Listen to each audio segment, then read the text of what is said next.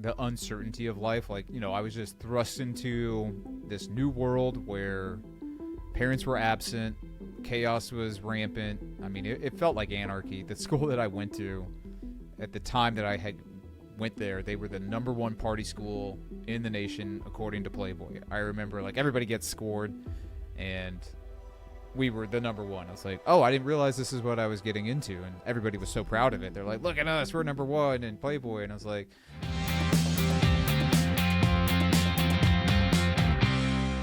have we given them any sales data at all about anything? Like the holster even?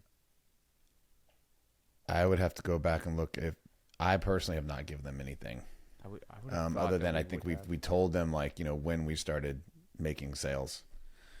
Yeah, in that case, I think we might. If we haven't told them anything, then we'll just have to go document every single product sale, like product line, which it shouldn't be all that hard. And then I'm ordering in. I had Jeremy put together some t-shirt or sweatshirts so we can get hoodies. Okay. Yeah, that sounds good. Yeah, we definitely need hoodies. Stupid trademark crap. It's just again, like the fact that we're still waiting on a Pain Safari trademark, and then Tom and I were just working on getting it set up in Meta, because for some reason Meta is just ridiculous. And it's like add yourself to a page, and I'm typing in Pain Safari. There is nothing like that, even on Facebook. So I know it should be one of the biggest slam dunks in trademark history. Pain Safari. There's no. Yeah, it should be, man. We're not sending anything else over to that group. It's just, it's too after seeing the way the other group is. Yeah. They're just more on point. Yeah. And hold on. And I'm thankful for these tough revelations in business. I mean, it's weird to think that I could be thankful for hardship, because that wasn't a mindset that I used to have. Like, I didn't ever think that, oh, bad things are happening or difficult things are happening or I'm currently suffering. Yeah. I should be thankful for this. And I think that kind of all changed, I don't know, like 10 or 11 years ago. I think they... Yeah, what probably... what was behind that shift? I was really discontent in life. I was always complaining, and I felt like my life, I felt like things had conspired against me, and I was in a place in my late 20s where I just wasn't happy. And I had so many things to be happy for, and I couldn't really understand why I wasn't happy. And so that's when I leaned into the whole aphorism of, an attitude of gratitude is something that you need to maintain and cultivate in order to actually appreciate what's going on in your life. Bad things may happen, but if you approach it with an attitude of thankfulness, then you may actually be able to survey what's going on around you and say, oh, wait, not only is it not so bad, it's good. Like Jocko would say, good. We didn't get the new high-speed gear that we needed. Good. Now we're going to go back to whatever he says, MP5s. Right. Yeah, it is. That is a bit of a shift when you, because as you were sitting there talking about that, I was like, if you really do reprogram yourself to see the good, the bad, like through that lens of gratitude, where you're grateful to each of those moments and the lessons. I mean, is it bad anymore? I would argue that it's funny. Like it's not bad anymore. No, it's useful. Like it's something that like gives you information to keep doing more of the same or make a different choice. I remember at that time too, what I was really looking for was data to back up a lot of the assumptions that I had around the way that I was living, or even like the changes that I need to make. So I remember when I was journaling at that time. I journal a little bit now, not as much as I would like, but I remember I was journaling, and the reason I was journaling is I had read something in in some kind of book, probably The Purpose-Driven Life or some equivalent of that.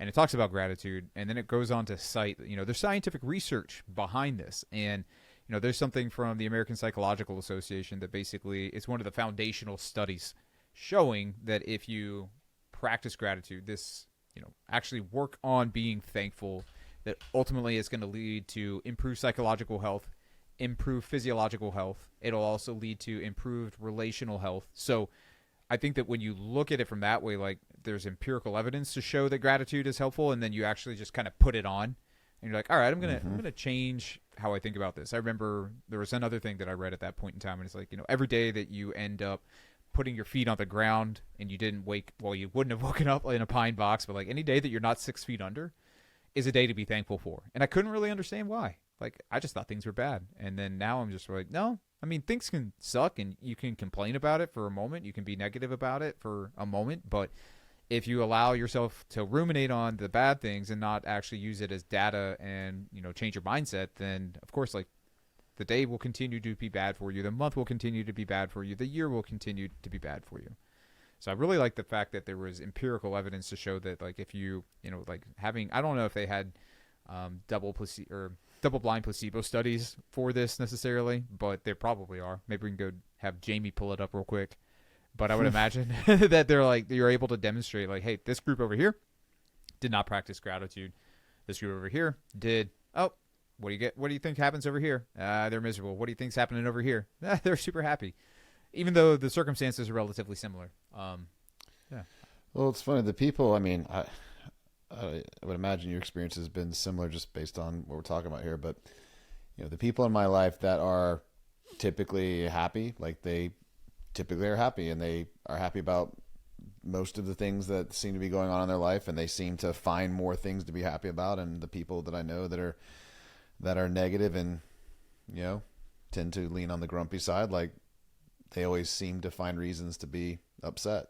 It's, I think you kind of, people always talk about, like, or a lot of the success gurus out there will say, like what you focus on is, is what you're going to ultimately have more of. But what I'm really curious about, and I don't know if this is even a direction you want to take it, but like, what was going on in your life during that time period where you were, kind of getting into that very reflective, state of looking at what had happened and, what you were trying to accomplish and, needing to potentially make changes. Like, what was going on? Yeah. So at the point where I began to actively generate positive thoughts around gratitude and thankfulness, I was still a drug addict, and I was still single, and I was struggling really, really hard to try and get my freelance copywriting career off of the ground. And I noticed that the more I attempted to self-medicate, sometimes it wouldn't even work, which I thought was really interesting. Like, I remember I did some cocaine a couple times, and I didn't really get all that high. I did acid a couple times and didn't even get high. I did mushrooms, didn't get high. And I was like, this isn't even working for me. Like, what am I trying to do here?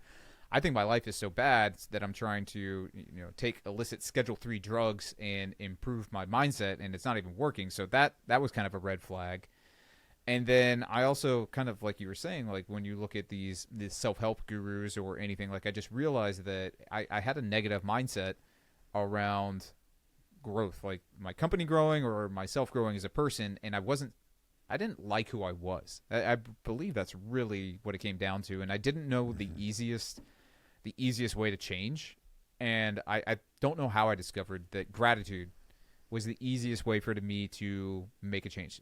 A simple, man, I'm so thankful that I have $400 in my bank account because it's not zero.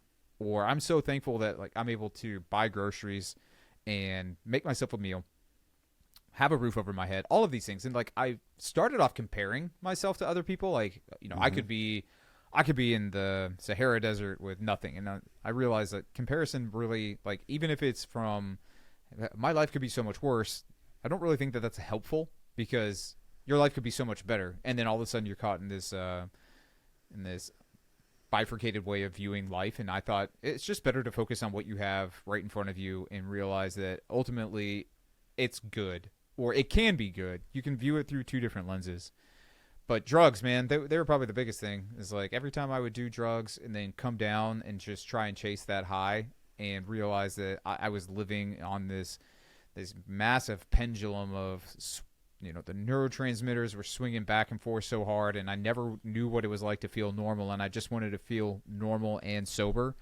And when I was sober, the only way that I could possibly be normal was to be thankful for what I did have, because I was always trying to change what, at least like mentally, I was trying to change my mindset, and drugs were the easiest way to do that. And I knew that I didn't want to be on those anymore, because the life expectancy for someone who was like me at that point in time was I would probably be dead right now. Maybe not. I would certainly be living a really shitty life if I had kept doing it. How old were you? How old were you during this particular season? I'd say like 27, 28, all the way to 30. So I got sober when I was 30, and I'm 40 now. Okay. Right? Yeah, 30. So late 20s. And when did that start? When did you start, medicating? Like, when did you start self-medicating, or however you would describe that? 18, probably my first semester of college. I went into college as a straight edge. I don't even think that's a thing anymore, but I was straight edge, and then lasted straight arrow. Yeah, that lasted about 3 weeks, and then I got introduced to alcohol, and then okay, yeah. I never would have thought that I was the person to go into college and all of a sudden get so homesick I started drinking. But that totally happened.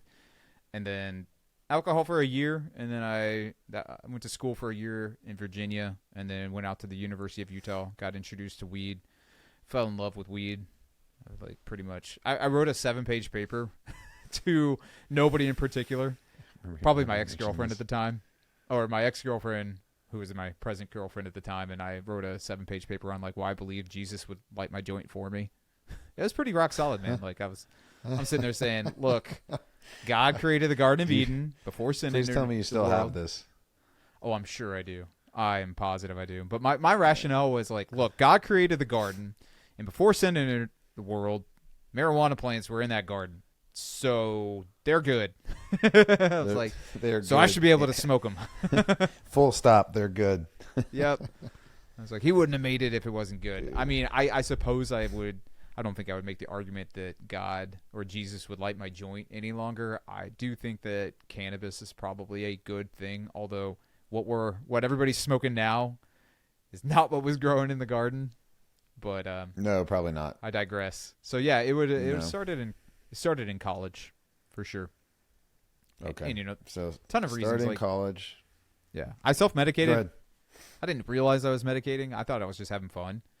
Yeah. But there was that hole in my life where I had grown up with a relationship. Well, I didn't grow up with a relationship with Jesus. Sorry, I grew up in a religious household and thought that I was a Christian. Thought that I believed who Jesus was actually my personal savior. But I didn't actually live that out, so it was pretty easy for me to go and seek after other things in that time period, because I had never really established a firm foundation in faith. It was just more my parents' religion that I had carried forward with me, and then like it was easy to divest myself of those religious beliefs in college. I mean, for a point in time, I don't think I was ever a full-blown atheist. I was certainly agnostic. And the interesting thing is, like, right around the time where I was attempting to break free from the addiction and also become more thankful, like I waged a campaign in my life to become an atheist because I was just so unsatisfied with how everything was working out. And I was just like, fine, like, I bet if I just get rid of this component of like belief in God, then maybe I'll be happier. And I just couldn't do it.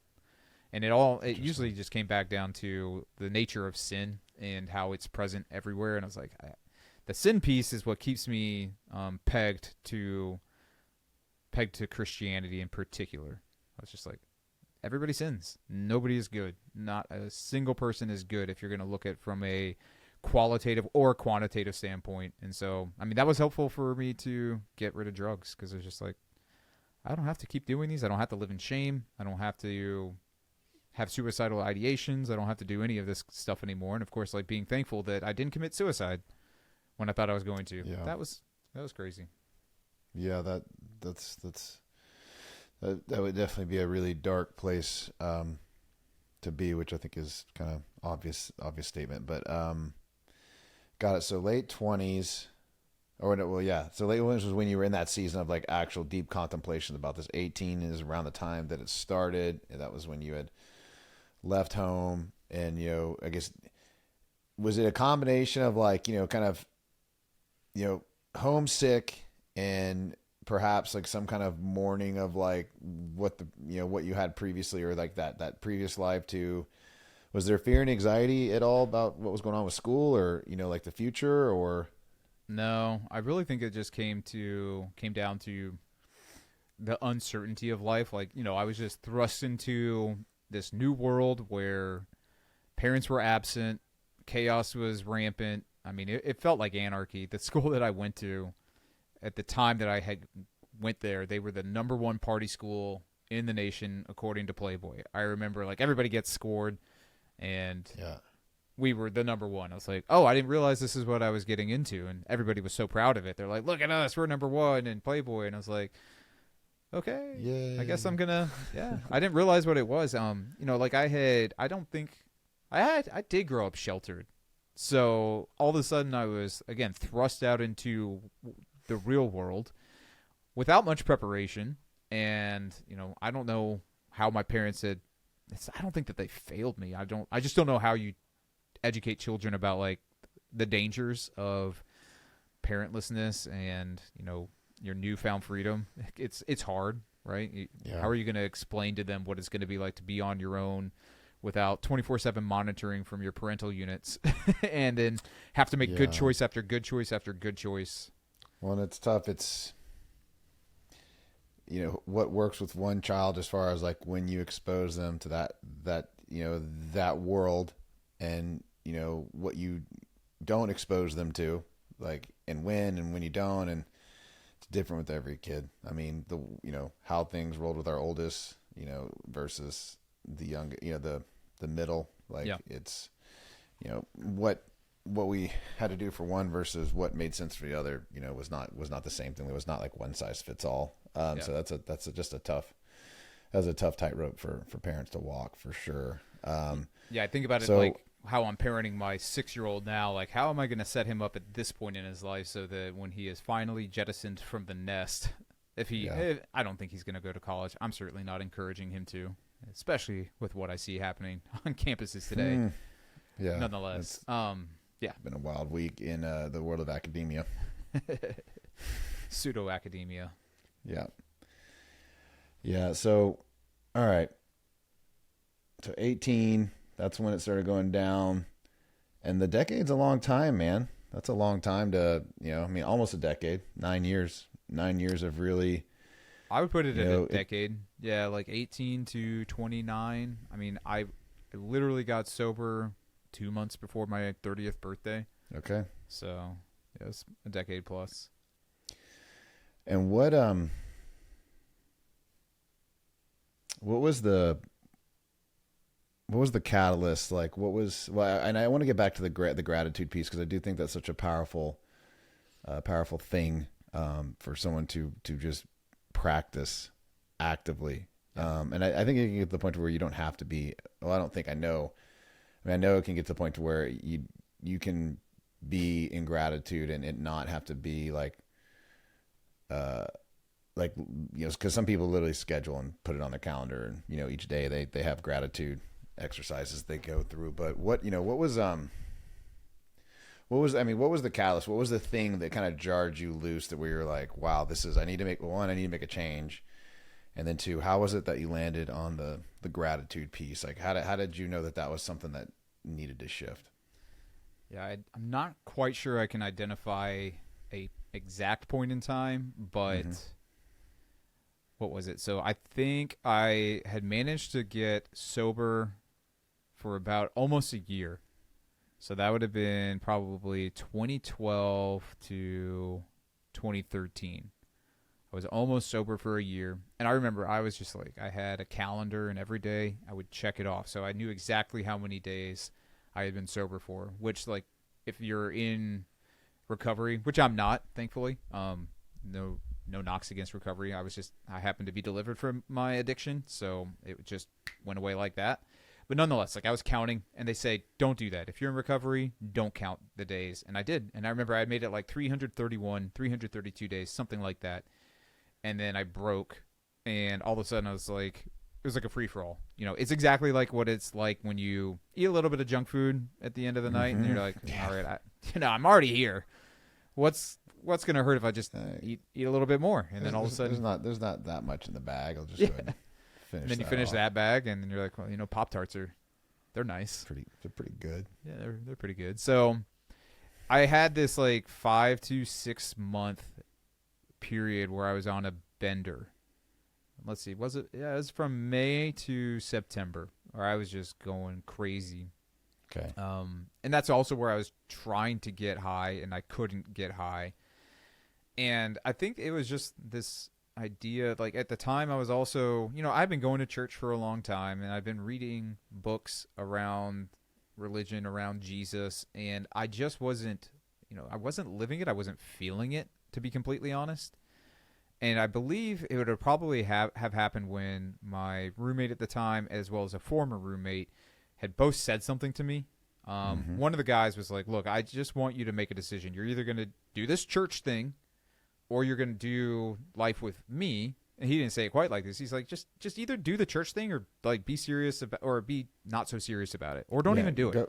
Go all in on one thing or the other. Right. And then the other guy was saying something to the effect of like, I'm watching you try and write this story for your life. Like you're trying to do it yourself, but God has something better for you. And I wish you would just stop trying to write your own story and let the author of creation do it for you. And I would imagine that, I mean, again, this is right around the time I would have gotten sober, and I was sober, but I was still feeling really terrible. Because one, I had a physiological addiction to a substance, so I felt terrible for a long time. I didn't have a coping mechanism any longer, and so there was, again, angst, anxiety, frustration, and it had to have been something I read. How long did that last? Just side note, how long did that last? Probably like 3 or 4 months. 3 or 4 months of just detoxing, basically feeling like garbage? Yeah, I mean, the detox, like, from a physical perspective, that probably was like 2 weeks. But from the coping with substances, that took like 3 or 4 months, because like I had just been so used to using something to feel normal. Because normal for me was not feeling. Like I didn't enjoy to do things. Feeling. So like whatever you were doing, like functionally, like so in order to do this, you would put yourself in this state, and then to be able to adjust or shift to this other thing, you'd have to do something else to essentially like recalibrate or come down. Yeah, exactly. So I think it was in that detox period where I would have probably just been reading some more stuff around that. And I'm sure there's so many books that I read that I couldn't even tell you what it was, but I'm betting there was something in there that was just like, hey, be thankful, practice gratitude. It's proven to change who you are. And of course, like, you know, I just want to point out that there really are multiple proofs. So like there's a study over here, it's on PubMed, and it shows that gratitude and well-being are going to contribute to a range of psychological benefits, such as increased feelings of connectedness, improved marital relationships, and better mental health. That was just published like back in 2017. So way after what I was already going through. And like I'm looking at a list of 6 studies right here that just show that it really is important. And of course, I believe it's important because God designed it that way. And so it's great that science is picking up on something that is part of the human experience. It's like, if you do this, you will have a measurable change in your life.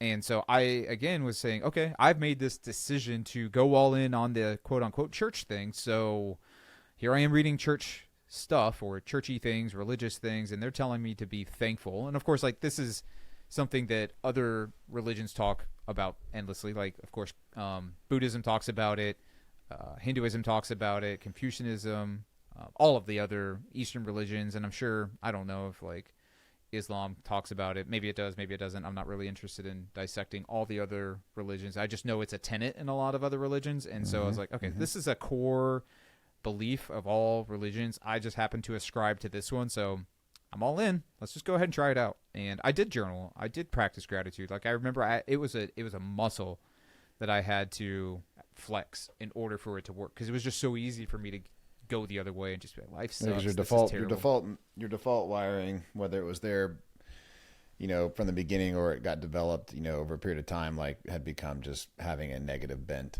where you just saw the negative side of things and almost like a, why does this keep, or this always happens to me. Like this always happens to me type mentality. Yep. Right on, man. Not that right on that's a good thing, but that's, it is a good thing. It's what's great. It's a good thing because it brought me here. Like I'm happy that I had so many circumstances that befell me over a period of 10 years that I was left with a choice, or presented with a choice. I wasn't left with a choice. I was presented with one, and I'm glad that I took the red pill, just to use the Matrix analogy. Yeah. What do you think about it? Like, I mean, I know that you've had your health struggles. You're super old. You're 46, so. Yeah, gosh, man, I definitely felt a lot older than that in 2020 and 2021 and a good portion of 2022. I definitely felt a lot older than 46. I probably feel better now than I did in my mid 30s, but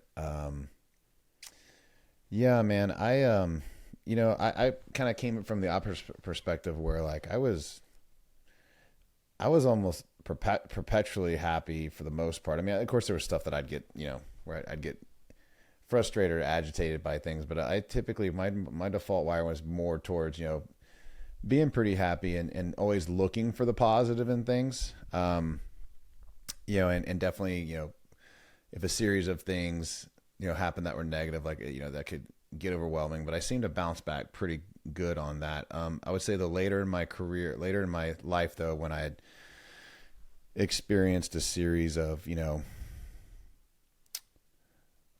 a series of events where like there was multiple times where it looked like there was finally going to be the really big breakthrough, like, in that entrepreneurial journey. And then like the carpet got ripped out from under me, or at least that's how I would have articulated it then. I think that led to me getting to a place to where, I, was very depleted. And I did get to a more, negative, where I was experiencing things more negatively, and it kind of felt like just things kept happening, and that, I landed in a spot where I was like, man, like, I was told that, if I really worked extremely hard and did all the heavy lifting on the front, on that front end. So like, in my early 20s, well into, I mean, starting in my early 20s.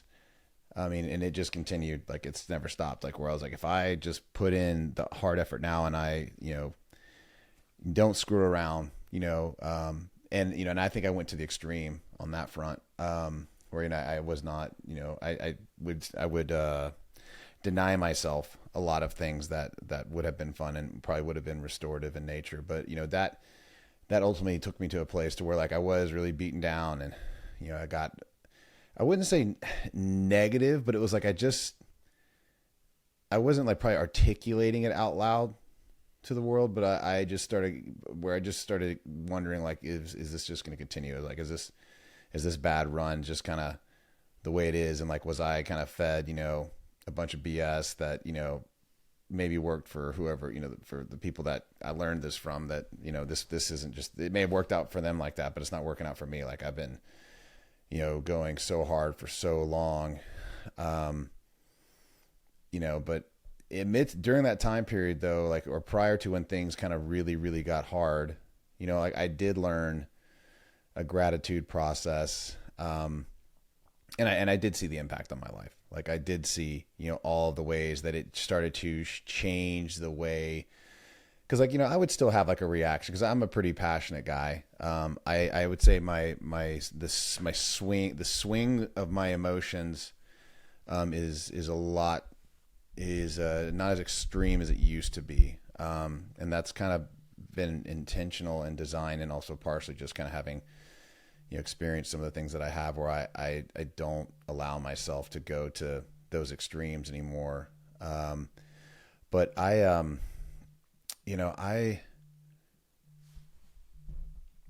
I like, it was, like you talked about journaling. Like I learned like a very specific, journaling process that had a very strong gratitude component to it. And, I'd never actually truly been intentional about gratitude. I'd just been, thankful for things and appreciative. And, I think I got, definitely had some wiring where like, I definitely wanted to have what other people had as far as the people I was trying to model myself as after, entrepreneurially. But it was that time when I really truly started doing the gratitude practice that I did see that, if you want to say like my brain changed, the way I thought changed, where like I started seeing things in a much more positive light, even when negative things happened. Like I initially, like when I was sitting down and writing things out, like I would have to like, and I did it every morning. I'd be like, I'd kind of Where'd you get the journaling process? I mentioned, so the guy that I mentioned before, his name is Brian Grasso. I think I want to reach out to him and see if we could get him on sometime, because he's got a really, he's got a really neat process. And I don't know if we'd have the time to go deep into it, but I'm sure we could get him to come on and talk about it. And because he had a massive impact. So I learned it from Brian. And, initially it was like I had to, sit down in the morning. I had to be like, okay, like,